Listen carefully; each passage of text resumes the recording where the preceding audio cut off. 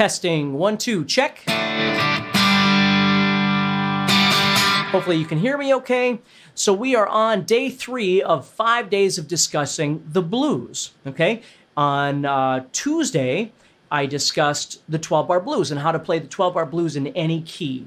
And then on Wednesday, I discussed getting more creative with your bar chords to make your blues sound a little more authentic. Okay, so today what we want to do is, in celebration of my guitar course, Play Blues Guitar for Life, we're going to be learning about the fundamentals, the basics of blues soloing, and trying to get something more interesting out of your movements with your scales, okay? We're going to start with pentatonic. We're going to keep things fairly straightforward today, but I'm going to try and give you some really great tips. And again, if you do need more study in blues and you like the way I teach, please do me a favor, click on the link, which probably is going to be in the description or something like that, and learn more about my guitar course, Play Blues Guitar for Life. So let's go ahead and get going. I don't want to waste your time here. So the basics of blues soloing. Now, when you first start learning how to play blues, the first place most people start is they learn how to play what's called the minor pentatonic scale. And I certainly have a lot of videos that teach you about this sort of thing on YouTube. Although we'll go into more detail in the guitar course. But taking that scale right there and learning how to play through it creatively. Like, one of the biggest things that people talk about, is how come my solos always sound like scales? And oftentimes the reason is because you're playing it like a scale. You know, if you go, it's going to sound a lot like a scale. But if you learn how to start and stop in different places, and I always think of it kind of like speaking or singing, right? Where we need phrasing. We need to start thinking about phrasing. So as we're playing, instead of going, let's start thinking about breaking that into smaller pieces and doing some repetition. So if I had this going behind me,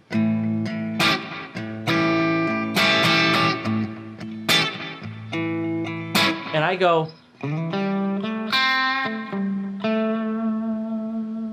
now you'll notice what I'm doing is I'm playing the pentatonic,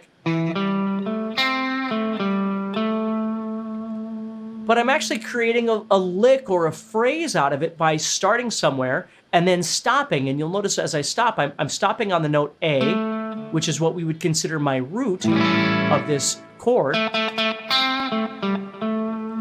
So I went up, back down, and then back to the A, and created this little phrase. Now, because I played in the center, what I might do for the next one is maybe head up a little bit higher up and change the phrasing. So instead of doing ba-da-da-da-da-da, I don't want that. I want to change it up. So I have,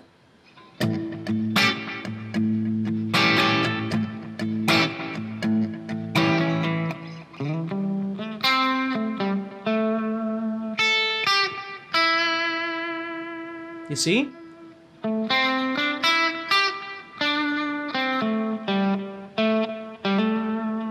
Okay, so you just start learning how to take the movements that you normally do on the guitar and you start breaking it into bigger and smaller chunks. And you start thinking about adding some repetition in there. It's okay to go back to the same notes.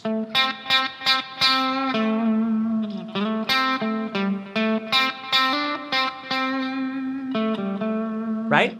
And then what I like to do then is I start adding in some little effects. And again, we're going to talk all about this stuff in the guitar course, but things like hammer-ons or pull-offs or slides, right? So if I'm playing,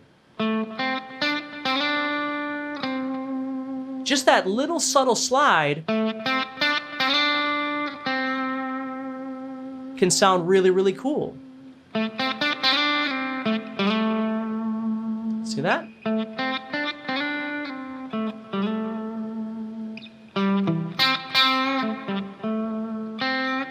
See that? Using pull-offs or hammer-ons. Now, of course, all of these various techniques take some time to develop and we only have so much time together right now. But if you've been soloing for a while, these are things I want you to be thinking about is as you're playing, don't just pick everything. It's okay to pick, no doubt about it, right? But start learning how to add some of these other effects in. Think about your phrasing, right? Think about hammer-ons or pull-offs or slides and start utilizing that stuff. And if all this stuff is new to you, again, I have a bunch of videos out on YouTube that you can certainly watch and grab, or you can, take a look at the guitar course that I'm talking about. And everything's in a methodical order. So it helps you to learn all of these techniques and how to apply them to your playing, which sometimes people need more than just a video here and there. I mean, if you don't, that's great. And if you do, have a look at the link in the description and see if it helps you. So as I'm playing, I'm using pull-offs and hammer-ons and slides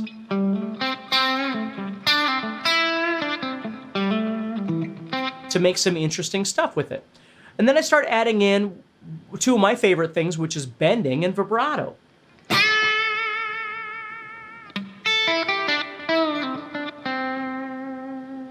Now again, all of these techniques, if you're new to them, they all take time. You need to nurture them by spending time learning how to do a bend or learning how to do a vibrato, different things like that.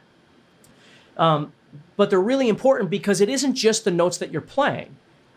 Soloing isn't really about that. Soloing starts with learning how to phrase properly and make the motions, the forward or backward motions that you're making sound more interesting by adding in subtle elements, which I call vocal techniques, which are hammer-ons and pull-offs and slides and things like that. So as you're playing, just something small that you can do. So I'm doing that little slide and then adding some vibrato.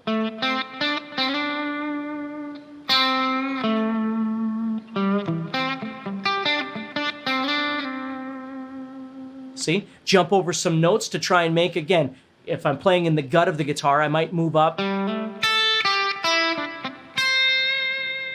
See, now again, I'm not asking you to replicate everything I'm doing. I just want you to break outside the normal box that you might live in when you think about soloing and go, oh, I never thought about jumping over something, or I never thought about sliding to a note after I play it, right? That's the kind of stuff I want you to be thinking about a little bit. Okay?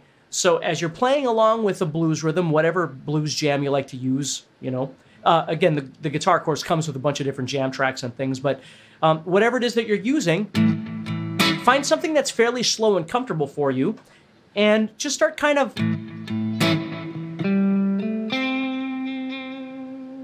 And then go, oh, I should add a pull-off. Right? Different kinds of things like that. What I would have my students, when I used to teach private lessons, what I would have my students do all the time is if we were going to jam together, the first thing I'd have them do is take out a piece of paper and write down ideas in their head.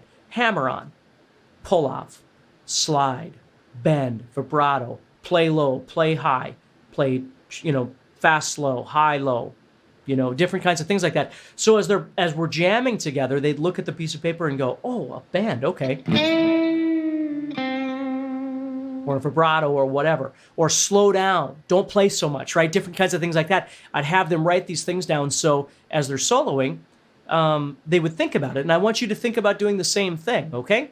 So again, I don't want to waste your whole day. This is just a little segment of something that might help you with your soloing, getting started in soloing, or making your solo sound better.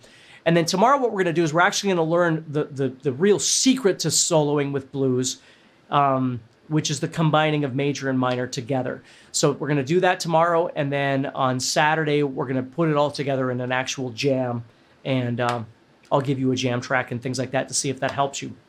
So do me a favor, join me tomorrow at 2 p.m., again, 2 p.m. Central. If you're not able to make it, you can certainly head over to YouTube and find the video, and I'll make sure and add the other links to the other lessons, the other live sessions as well. And we'll go from there, all right? So thank you so much for joining me. Thank you so much for your time. And please click on the link and learn more about my guitar course, and have a wonderful day, okay? Take care.